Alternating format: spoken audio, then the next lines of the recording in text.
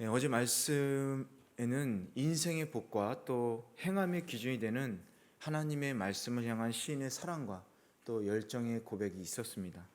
그리고 오늘 말씀은 하나님의 말씀을 사랑하는 자가 그 말씀에 의지해서 하나님께 간구하는 그런 내용이 기록되어 있습니다.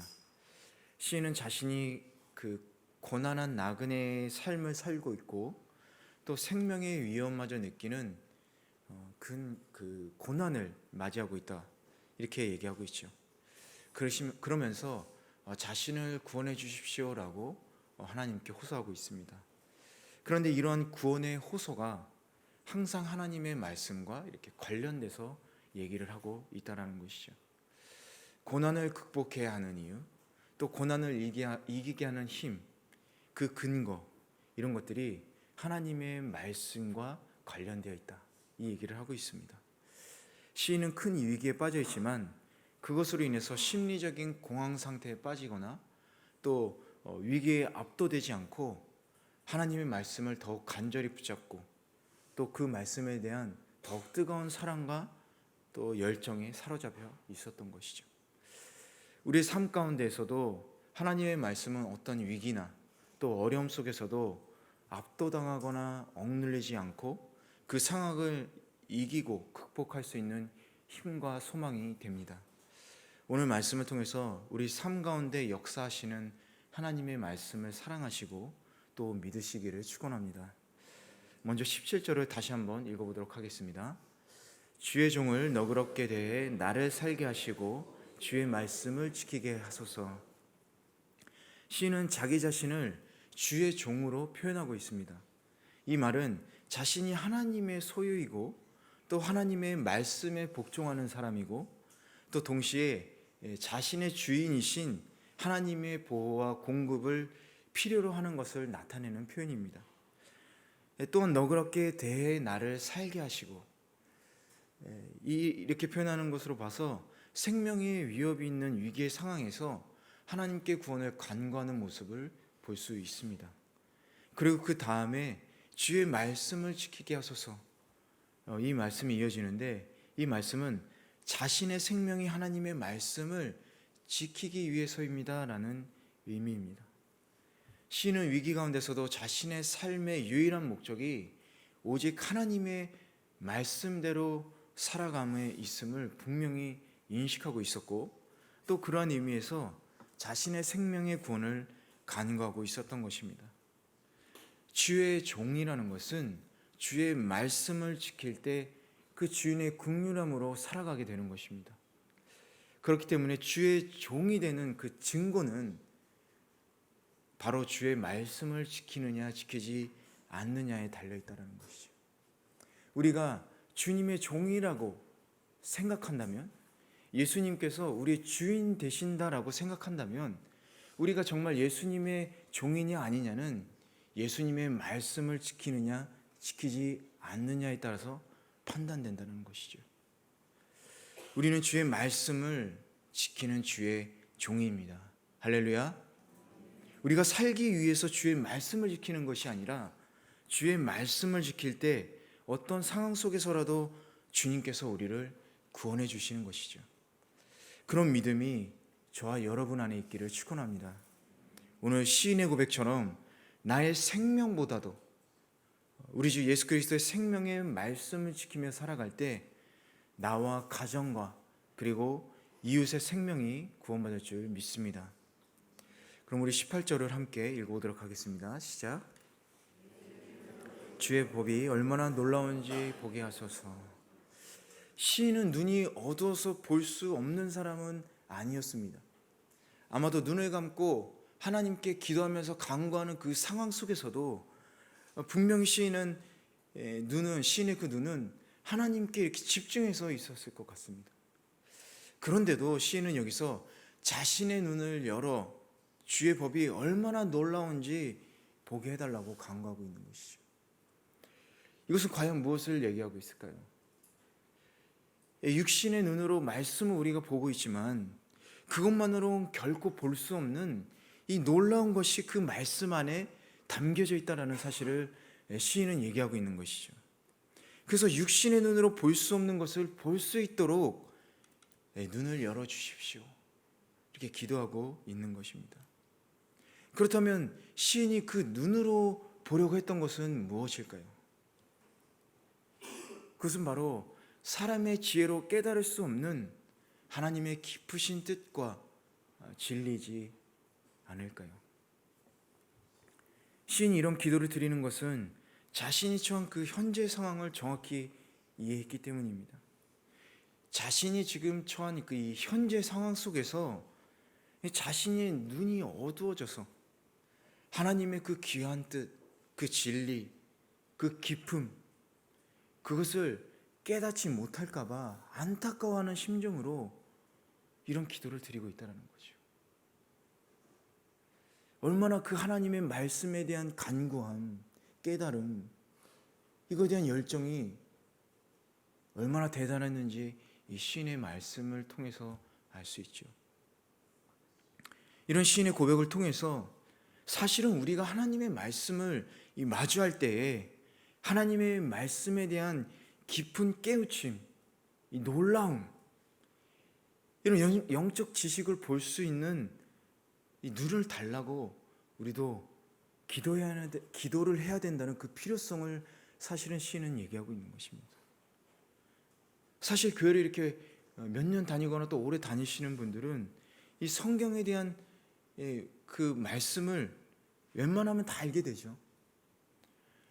심지어 교회를 다니지 않는 사람들도 이렇게 관심 있게 성경을 보면 성경이 무슨 얘기를 하고 있는지 대충 알게 됩니다.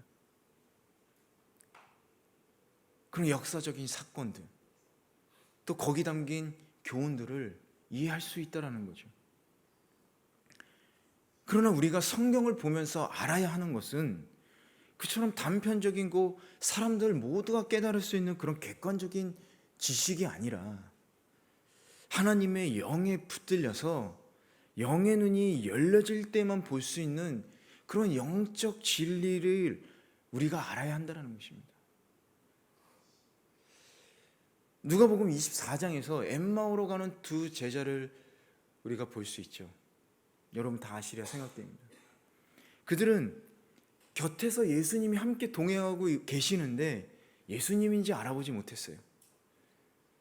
그 눈이 어두워서 부활하신 예수님을 알아보지 못했습니다. 뿐만 아니라 성경이 약속하고 있는 예수 그리스도가 그 부활하신 말씀조차도 그들은 성경을 이해하지 못했던 것이죠. 온 인류에게 전해질 그 깊은 소식들, 그 생명의 말씀, 약속들, 그들은 깨닫지 못하고 있었습니다. 그러나 예수님께서 그들에게 모세와 예언자를 통해서 성경이 자신에 대해서 얘기하고 있다는 것을 그들에게 알려주었을 때 그들의 마음은 뜨거워졌고 식사 때 예수님의 그 기도를 듣고 그들의 눈이 열리게 되었습니다. 그들의 영의 눈이 열리게 되자 그들은 어땠습니까? 그들은 주님이 부활했구나, 이 놀라운 사실을 알게 된 거죠. 그리고 생명의 복음, 부활의 복음의 증거자가 되었던 것입니다. 예수님께서 그들의 눈을 밝히심으로 그들은 하나님의 복되고 은혜로운 말씀을 깨달을 수 있었던 것이죠. 어쩌면 저와 여러분이 이 엠마오의 두 제자와 같은 모습일지도 모르겠습니다. 우리가 항상 그 주님께서 우리와 함께 하시고 우리가 말씀을 항상 마주하는데 표면적인 그 말씀만을 이해하고 있다라는 것이죠. 그 말씀 속에 있는 영적 진리, 그 놀라움, 우리가 깨닫지 못하고 있는 것입니다. 도대체 성경이 무슨 얘기를 하고 있는지 모르고 있는 것이죠. 그렇기 때문에 우리들은 영의 눈이 열려야만 하는 것입니다. 그리고 그 영의 눈을 열게 해달라고 우리가 하나님께 간구하면서 기도해야 하는 것이죠. 우리 너무 쉽게 신앙생활 하려고 그래요. 기도도 안 하고 공부도 안 하고 하나님께 간구도 안 하면서 그냥 우리가 이렇게 교회 나와서 성경 공부나 이런 지식들을 통해서 성경이 뭘 얘기하는지를 얻으려고만 하죠. 하지만 그 깊이의 차이는 엄청납니다, 여러분. 우리가 기도하면서 간구하면서 시인처럼 이 애타는 마음으로 하나님 제발 좀 가르쳐 주십시오. 이렇게 기도하면서 나아갈 때 얻어지는 그 은혜가 여러분 평생을 가고 여러분의 그 처한 상황 속에서 여러분을 붙드는 힘이 될 줄로 믿습니다. 그래서 숨겨진 하나님의 놀라운 뜻을 우리는 발견할 수 있도록 기도를 해야 하는 것이죠.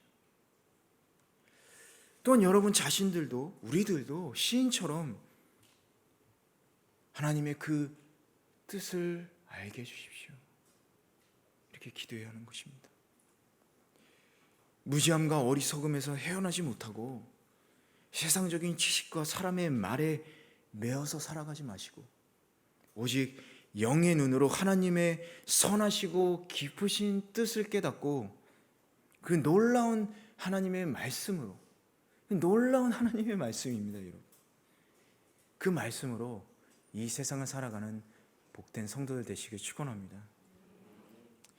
우리 19절 20절 함께 읽어보도록 하겠습니다. 시작. 내가 땅에서는 나그네니 주의 계명을 내게서 숨기지 마소서. 주의 법을 이토록 바라다가 내 영혼이 지쳤습니다. 나그네는 늘 어디로 가야 할지 고민할 수밖에 없는 사람이죠. 또 길이라는 것은, 길을 선택한다는 것은 이 생명과 죽음, 어느 쪽으로 갈라지는 선택의 의미를 갖는다고 볼 수 있습니다. 그래서 낯선 나라에서 이렇게 방황을 하고 또 지내는 그 나그네에게 안내자의 역할이라는 것은 아주 중요하다고 할 수 있죠. 마찬가지로 나그네된 인생에서 가장 중요한 것은 길의 인도자가 되는 하나님의 말씀이다라고 지금 시인은 얘기하고 있는 겁니다. 할렐루야. 하나님의 말씀이라는 안내자가 없다면 정처 없이 놔두는 나그네와 같이 살 수밖에 없다라고 시인은 얘기하고 있는 것입니다. 그리고 그 끝은 불행과 죽음의 길일 수밖에 없다. 시인이 그토록 하나님의 말씀을 사랑하고 열정적인 이유는 이처럼 나그네인 인생을 안내해주는 그 하나님의 말씀이 곧 생명이기 때문에 그렇습니다. 주의 계명을 내게서 숨기지 마소서. 주의 법을 이토록 바라다가 내 영혼이 지쳤습니다. 이 말씀 하나님께서 시인이 말씀을 깨닫지 못하도록 하는 것이 아니라, 그래서 이렇게 숨으신 것이 아니라 하나님의 말씀을 깨닫기 원하는 그 시인의 간절한 열정을 다른 형식으로 표현한 것입니다. 시인은 하나님의 법을 사랑하고 그것을 알기를 사모하는 마음으로 인해 그 영혼이 이렇게 부서지는 것처럼 너무 힘들고 쇠약해져서 있다라고 이렇게 하나님께 간절히 애절하게 얘기를 하고 있는 것입니다. 그만큼 하나님의 말씀에 대한 그 사모함, 열정, 그것을 시인은 가지고 있었던 것이죠. 상사병이 아니더라도 이 사랑하는 사람을 생각하면 너무 만나고 싶죠.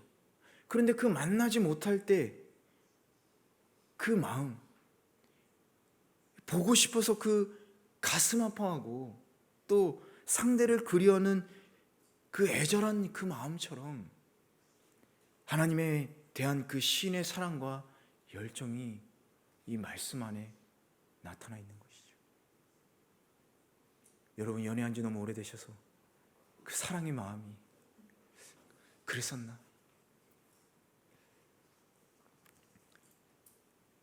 그렇다면 여러분 그 시인이 하나님에 대한 그 말씀에 대한 열정처럼, 그 사랑처럼 우리는 하나님의 말씀에 대한 사랑과 열정이 있습니까? 사람들은 각자 자신의 열정과 또 사랑을 쏟아부을 나름대로의 대상을 가지고 살아가고 있죠. 우리의 자식들일 수도 있고 어떤 일이나 학업이나 여러 가지가 있을 것 같습니다. 아끼는 소유물일 수도 있고, 반지나 목걸이나 시계나 구두나 그런 가치가 있는 물건일 수도 있고요. 명예나 권력, 지위도 있을 수 있을 것 같습니다.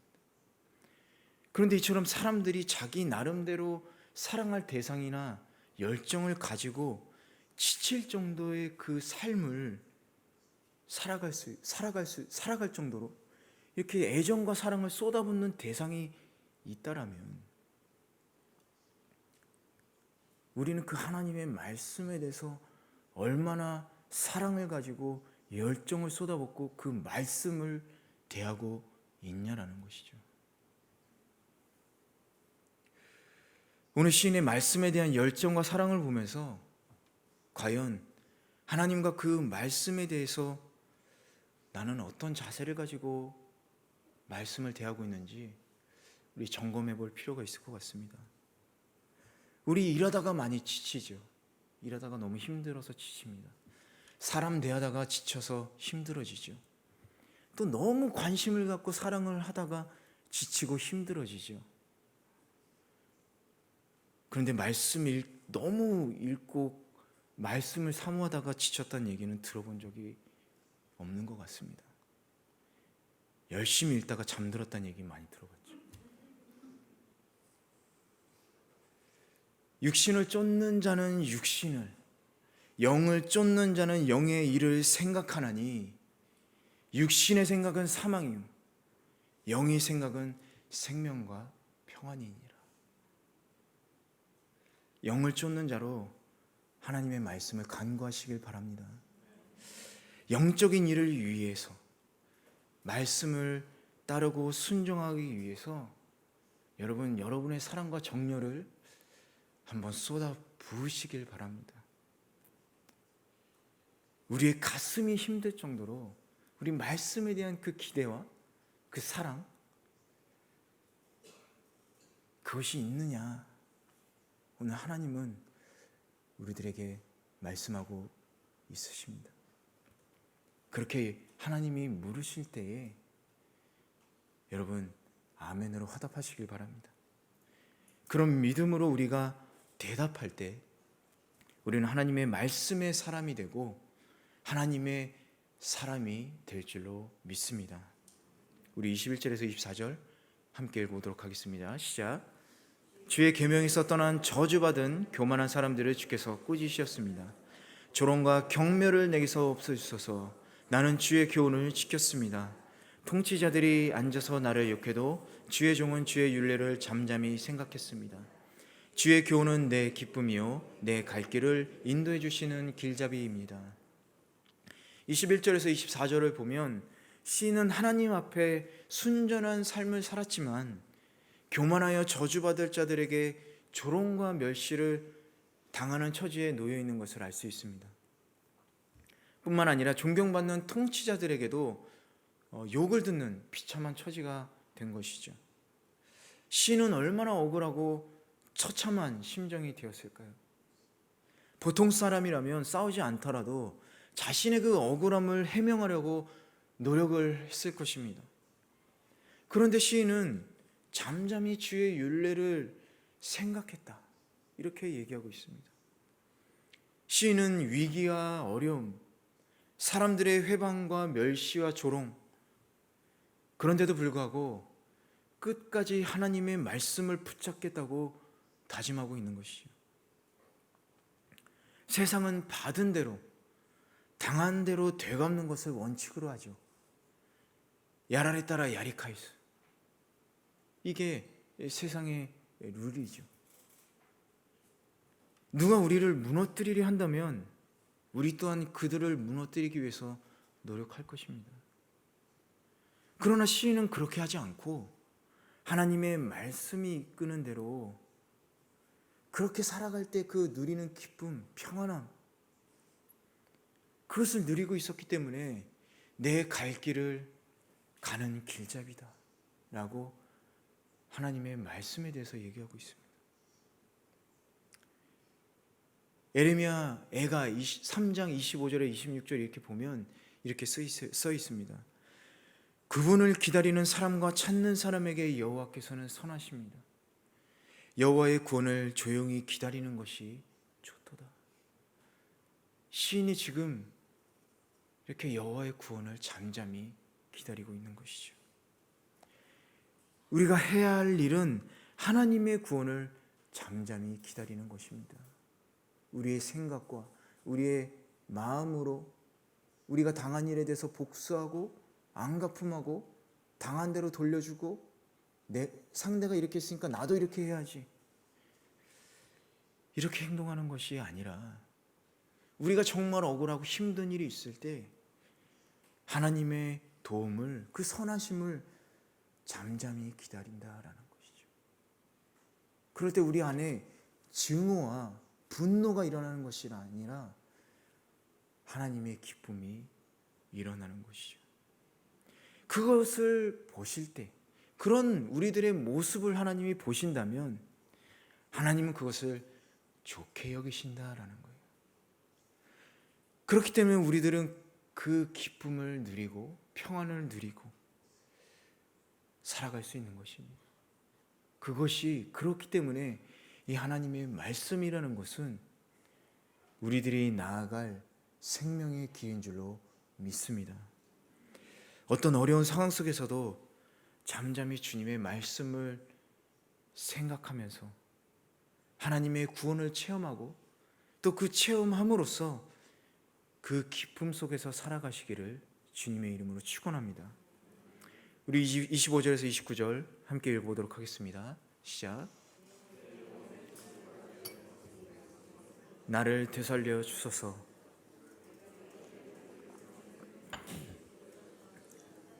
주의 윤례를 내게 가르치소서. 주의 교훈의 길을 내게 깨닫게 하소서. 그러면 내가 주의 놀라운 일을 말하겠습니다. 내 영혼이 무거워 녹아내립니다. 주의 약속대로 내게 힘을 돋워 주소서. 거짓말하는 길에서 나를 벗어나게 하시고 주의 법을 내게 은혜로 허락하소서. 시인이 진흙바닥에서 나뒹굴고 있는 이런 비참한 현실 가운데서 자세히 설명한 내 길이라는 것은 무엇일까요? 아마 시인이 하나님 앞에서 보였던 그런 모든 방황들, 나그네 생활했던 그런 방황들이나 그 신앙의 의심, 좌절, 절망, 그런 믿음의 확신과 결핍들, 이런 것들이었지 않을까 생각됩니다. 또한 29절에서 시인이 거짓된 길에서 나를 벗어나게 하시고 라고 얘기하고 있죠. 이 거짓된 길이란 배교, 불신, 우상숭배, 이런 것들을 비롯해서 하나님으로부터 떠난 것을 얘기합니다. 시인은 이러한 하나님으로부터 떠난 악한 행위들, 여기서부터 벗어남으로 인해서 진실하고 경건한 삶을 살기를 하나님께 간구하고 있는 것이죠. 여기서 벗어나게 하시고를 원어로 보면 이렇게 떼어나게 하시고, 그러니까 벗어나게 하시고를 원어적으로 해석한다면 떼어내게 하시고 잡아 찢어주시고 이런 뜻이 있습니다. 그러니까 그런 거짓된 길에서 나를 잡아 떼어주십시오, 이렇게 얘기하고 있는 거죠.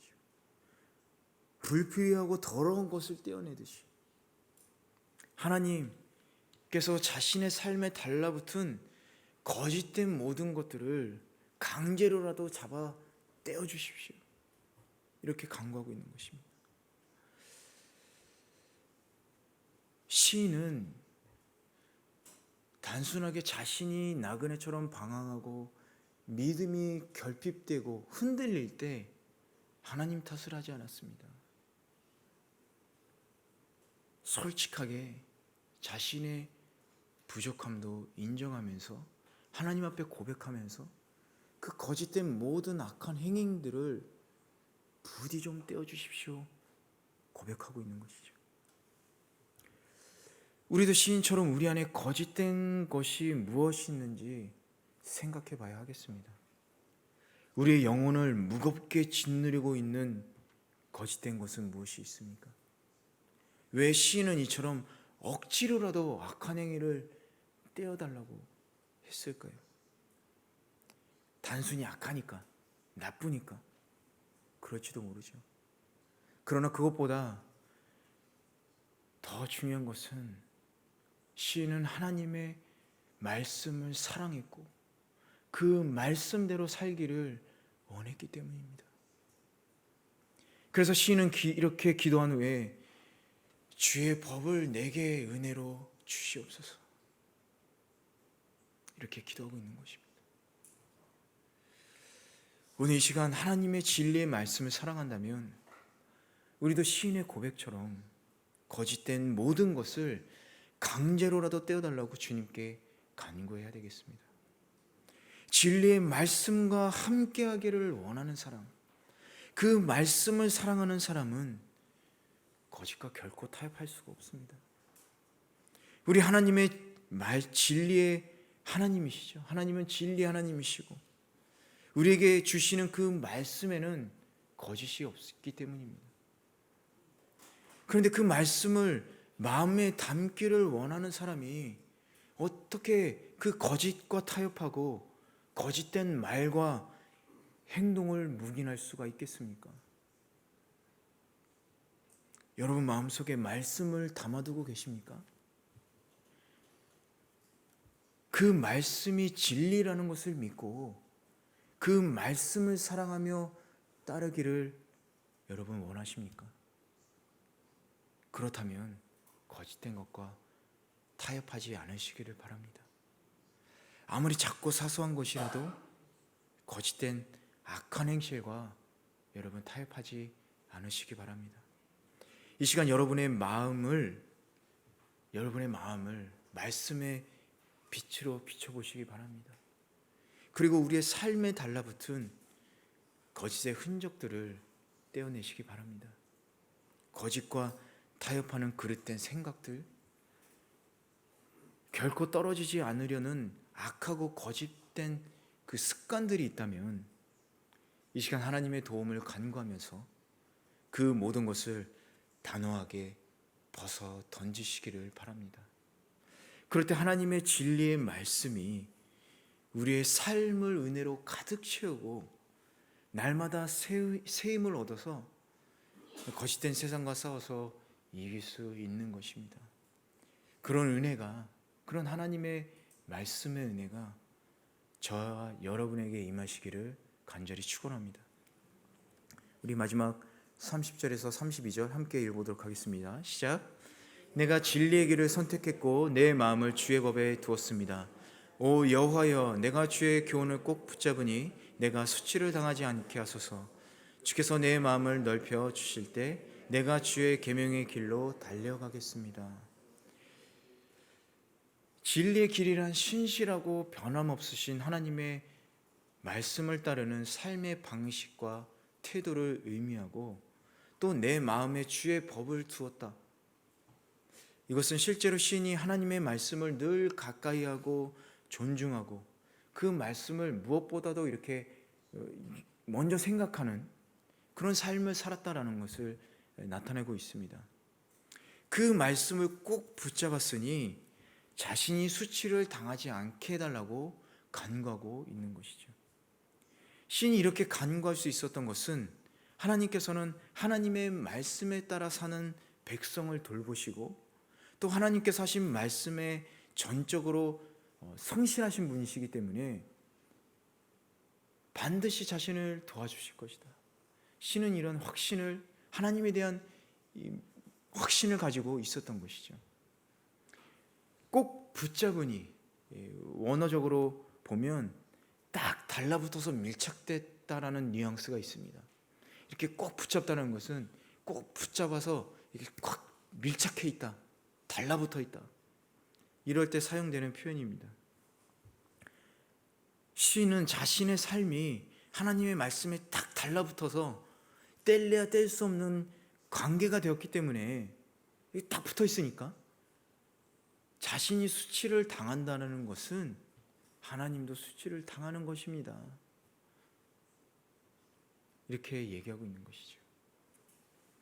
이것이 바로 하나님에 대한 믿음이기도 하지만 하나님의 말씀과 딱 붙어 사는 이 신앙생활의 기도이기도 합니다.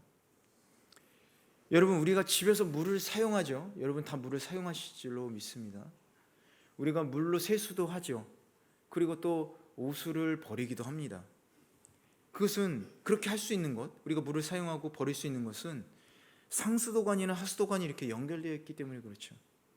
그런데 만약 물을 틀었는데 물이 안 나온다. 그럼 상수도관이 파열되었거나 고장이 났다라고 생각해 볼 수 있겠죠. 아니면 우리가 더러운 물을 보내는데 내려가지 않는다면 막혔기 때문에 그런 거죠.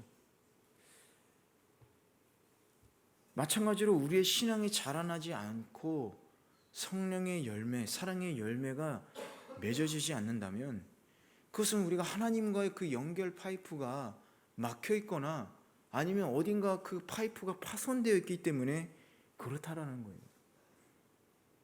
우리가 삶 속에서 은혜를 못 받는 것, 우리가 열매 맺지 못하는 삶을 산다라는 것은 하나님과의 그 연결 파이프가 어딘가 이렇게 끊어져 있으니까, 막혀 있으니까 그렇다라는 거죠. 우리는 하나님을 떠나서는 아무것도 할 수 없는 존재임에도 불구하고 하나님과 이렇게 밀착된 삶을 살기보다 우리는 세상과 죄와 밀착되어서 그런 헛된 삶을 살고 있지 않습니까?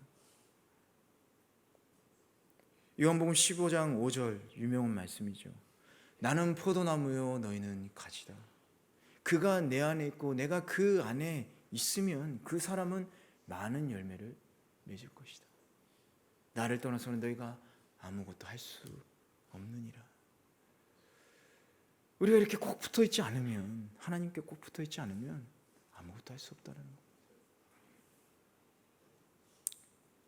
우리가 주님과 딱 붙어서 연결되면 우리가 인생에서 많은 열매를 맺게 되지만 우리가 주님으로부터 떨어져 버린다면 열매는 고사하고 찍어져 버려지는 가지처럼 수치와 모욕을 당하면서 멸망하는 삶을 살게 될 것입니다.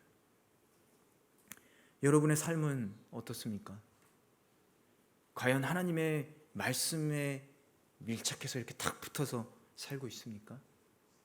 진정 하나님께로부터 오는 그 양분의 말씀을 빨아들이면서 올바른 열매를 잘 맺으면서 여러분 살아가고 계십니까?